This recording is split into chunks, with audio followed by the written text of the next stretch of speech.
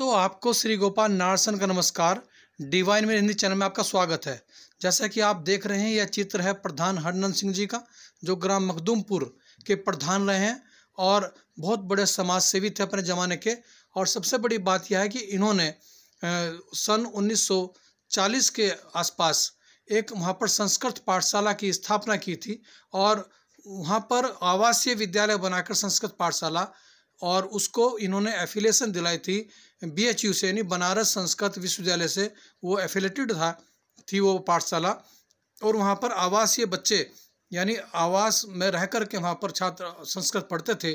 तो अपने ज़माने में एक विलक्षण विद्यालय था जो इनके द्वारा निःशुल्क रूप से शुरू किया गया था। यानी इनके अंदर समाज को शिक्षित करने की और जागरूक करने की प्रवृत्ति समाहित थी। और इन्हीं के प्रयासों से इन्होंने फिर सन 1966-65 के आसपास संस्कृत विद्यालय चूँकि बंद करना पड़ा, रुचि घटती चली गई, और उसके बाद इन्होंने एक जूनियर हाई स्कूल खोला और जो फिर हाई स्कूल हुआ, और आज वो इंटर कॉलेज के रूप में विराजमान है।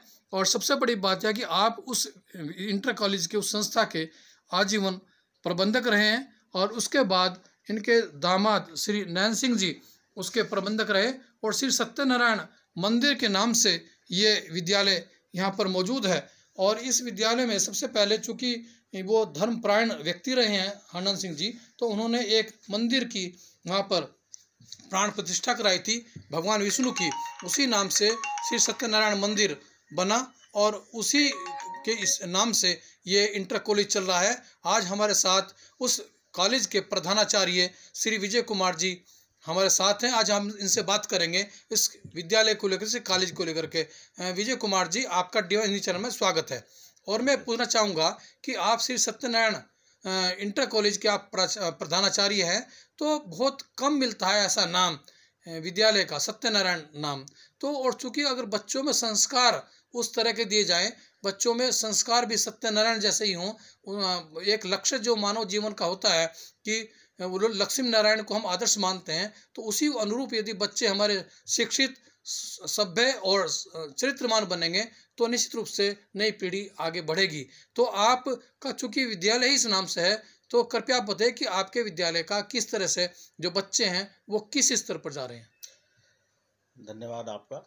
मैं बताना चाहूँगा कि जैसा कि आपने ब्रीफ किया कि इस विद्यालय का नाम श्री सत्यनारायण मंदिर इंटर कॉलेज है, तो ये यहाँ पर श्री सत्यनारायण मंदिर के नाम से ही इस विद्यालय का नाम जुड़ा है।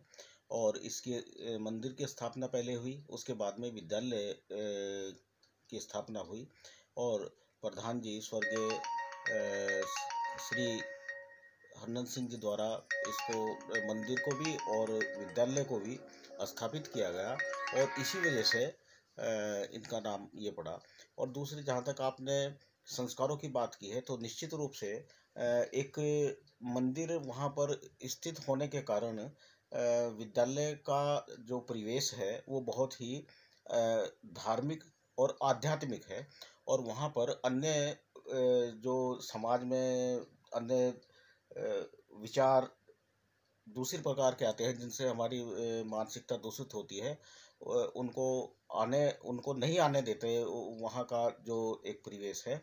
और इस वजह से वहाँ से जितने भी बच्चे निकलते हैं या वहाँ पर जो भी अध्यापन का कार्य होता है वो उसी के अनुरूप होता है, और बच्चे निश्चित रूप से वहाँ से। अच्छा विजय कुमार जी, चूंकि वो ग्रामीण अंचल में विद्यालय है, तो वहाँ पर चूंकि गांव का जो माहौल है, वातावरण है, वो आज भी शहर की अपेक्षा बहुत पिछड़ा हुआ है। तो ऐसे में आप वहाँ पर किस स्तर से अच्छे शिक्षा, जो उच्च स्तर की जो शिक्षा है वो दे पा रहे हैं वहाँ पर? जी, आपने बहुत अच्छा प्रश्न किया। ऐसा है कि ये बात बिल्कुल सत्य है कि हमारा विद्यालय जो है आज भी जो है वो ग्रामीण अंचल का एक मतलब पिछड़े हुए क्षेत्र में आता है। लेकिन गुणवत्ता के अगर हम दृष्टिकोण से देखें तो हम किसी भी इस वजह से कहीं भी पीछे नहीं हैं।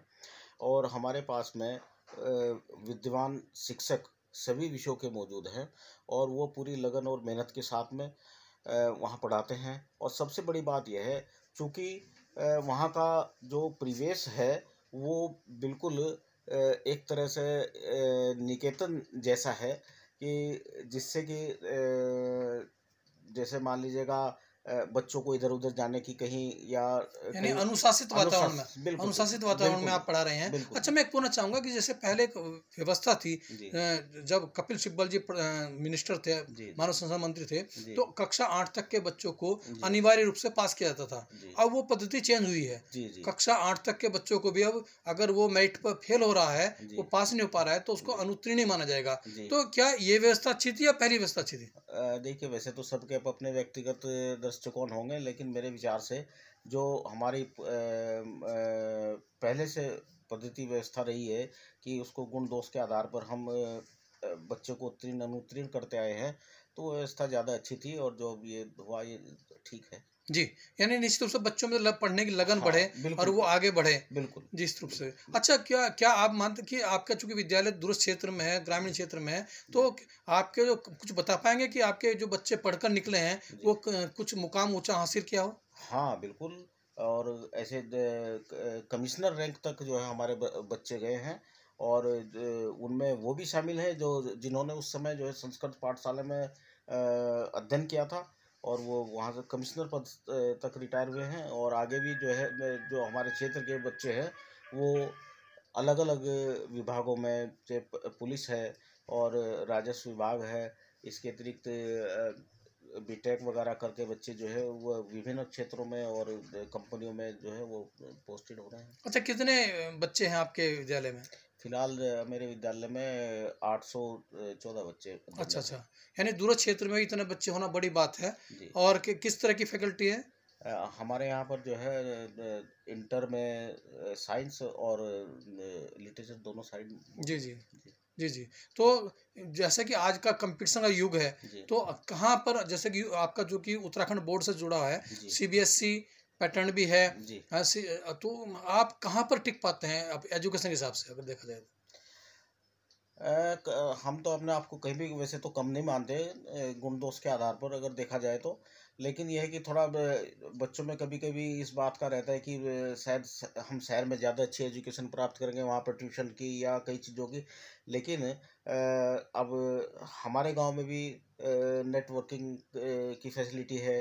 और बच्चे जो हैं वो अच्छी तरह से अपने मोबाइल वगैरह पर कोई चीज़ देखना चाहते हैं वो उसको देखते हैं। पुस्तकालय है उसमें से सारी पुस्तकें मिल जाती हैं।